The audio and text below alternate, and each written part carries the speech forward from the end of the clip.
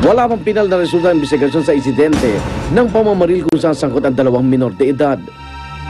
Pero lumalabas na pinaril umano ng 13 anyos ang 16 anyos na dati umano niyang karelasyon bago nagpakamatay ang mas nakababata. Kung ganito raw ang nangyari, isa raw itong insidente ng murder-suicide. Ang nasa likod ng pagpatay, may matinding pinaghuhugutan ng sama ng loob na posibleng dulot ng problema sa pamilya, kaibigan o karelasyon. Ito umano nagtutulak sa kanilang kumiti ng buhay ng iba bago tuluyang patayin ang sarili. Paano nga ba matutulungan ng mga taong may suicidal tendencies? Yan ang ating tatalakayin ngayon.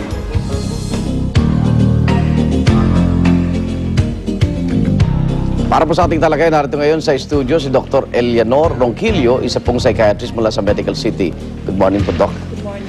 Okay, ano bang kadalasan po ang naglalaro sa isip ng isang tao kung nyari po ibang nagtutulak para ho siya ay magpakamatay?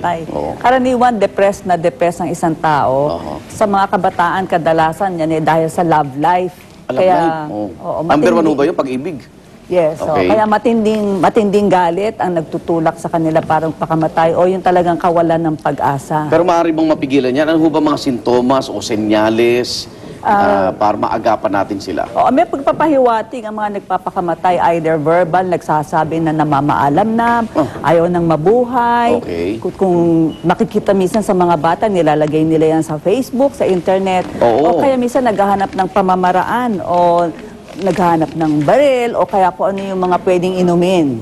Kaya tumataas ang suicide kasi nalalaman nila, they have access kung ano yung mas mga epektibong paraan. Meron ho bang datos tayo na yung suicide ho ba, yung rate ng suicide sa Pilipinas katumbas sa Korea? Di ba sa Korea, ibang klase rin ho, no?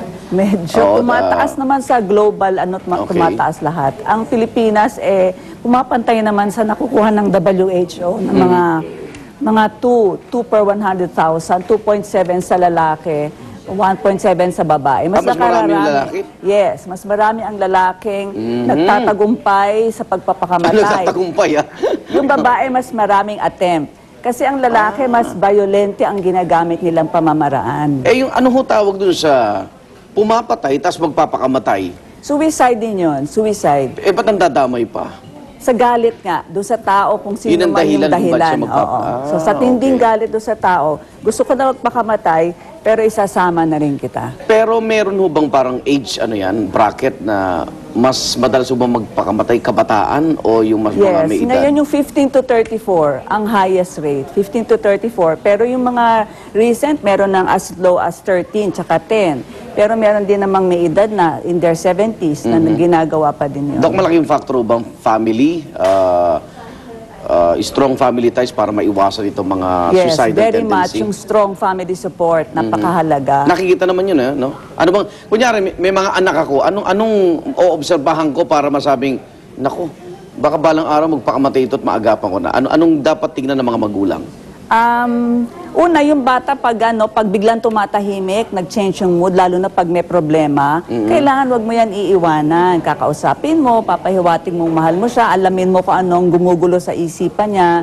Tapos, i-refer natin siya dun sa makakatulong. Pero kailangan, gagabihan mo talaga, babantayan mo. Hindi yung ipipressure mo lalo yung bata, lalo yung papagalitan. Dapat kalmado.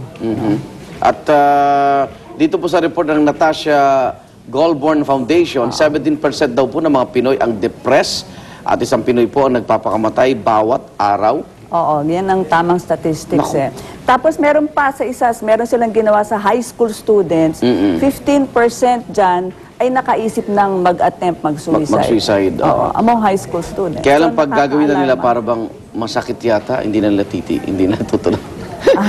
Ano bang pinakamaraming paraan na ginawa ng pagpapakamatay? Lason, bigte o pamamaril? Pinaka-common sa Pilipinas yung hanging.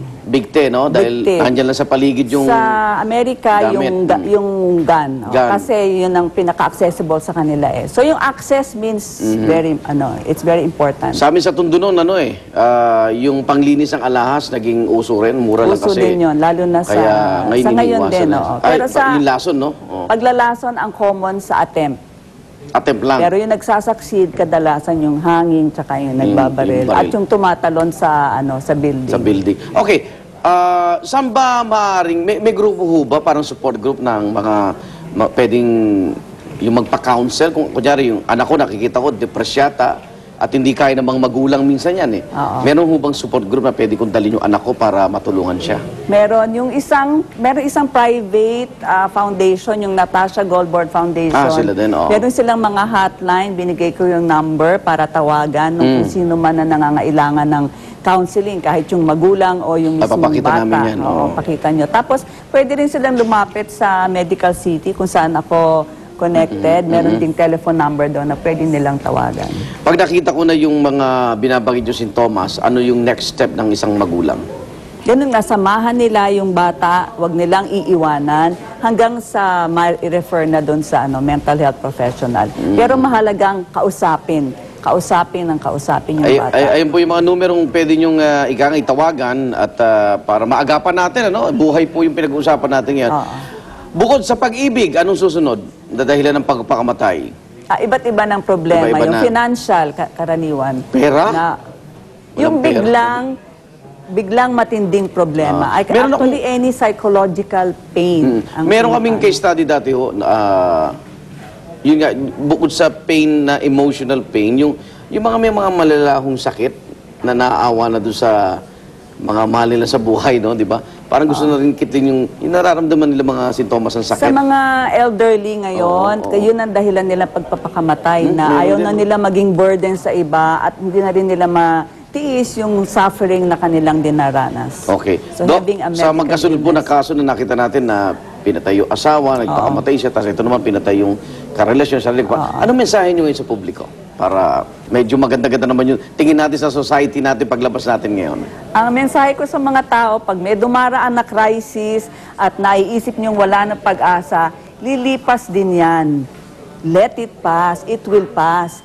Pero pinakamahalaga magsabi sa taong mas makikinig sa iyo. At pag ikaw naman nakaalam ng isang tao na may nagbabalak magpakamatay o nade-depress, huwag mong iiwanan. Samahan mo at kausapin mo.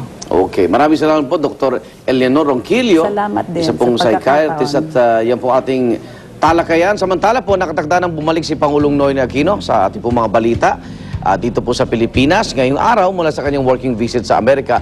At sa detalye, may report po si Maris Umali. Maris, kamusta kayo dyan? Igan, okay naman. Mula ng New York City, pumunta na si Pangulong Noynoy Aquino at ang kanyang delegasyon ngayong araw dito sa Washington, D.C. para daluhan ng annual meeting ng World Bank at International Monetary Fund. Mainit sa sinalubong ng mga empleyado ng naturang mga ahensya sa tanggapan ng World Bank. Mismo ang presidente ng World Bank Group na si Robert Zilic ang nag-imbita sa Pangulong magbigay ng public lecture dahil bumilib daw ito sa mapayapang pagtatapos ng ating EDSA People Power Revolution noong 1986 at sa plataporma rin ng pamahalang Aquino ngayon para sa good governance at poverty reduction. Kaya sa talumpati ng Pangulo, muli niyang ibinida ang 1986 Bloodless Revolution. Sumentro rin ang kanyang talumpati sa mabuting pamamahala sa pamamagitan ng pagsugpo sa korupsyon, gayon din tungkol sa people empowerment at poverty reduction. Siyempre, hindi nawala ang picture-taking sa Pangulo na sa pagkasabik nila ay tila ginawa pang biruan na mas makapagpapalitrato ang mas matagal na sa trabaho sa World Bank at IMF. Pinisita rin ng Pangulo ang Filipino community dito sa Washington, D.C., Maryland at Virginia sa Fairfax Hotel na napuno ng mga kababayan natin na napakainit din ang pagsalubong sa ating Pangulo. Magandang balita ang hatid ng Pangulo nang sabihin niyang aabot daw sa 9 billion pesos ang surplus sa pondo ng gobyerno ngayong third quarter, pero inamin niya na ito rin daw ay dahil sa underspending.